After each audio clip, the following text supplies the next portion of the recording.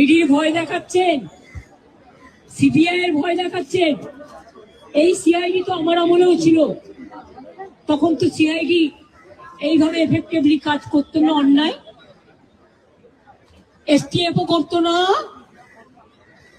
বাংলাদেশ থেকে একটা বড় খুনিকে এসটিএফ অ্যারেস্ট করেছিল, জেনে রাখুন, যা নিয়ে বাংলাদেশে অনেক রেভুলেশন হয়েছিল।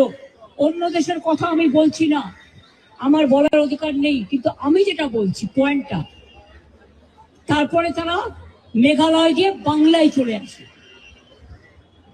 বাংলায় যখন চলে আসে তখন আমাদের এসটিএফ তাকে ধরে, এটা তাদের ক্রেডিট।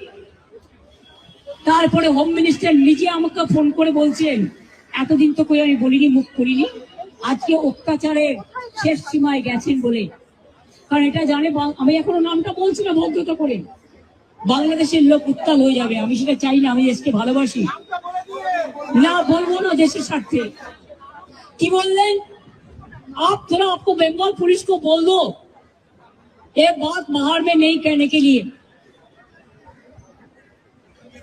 ये देश के लिए है। কাকে দিয়ে খুন করিয়েছিলেন, কার কার নাম বেরিয়েছিল, আজ গভর্নমেন্ট চেঞ্জ হলেও মনে রাখবেন আমি তো সবটাই জানি।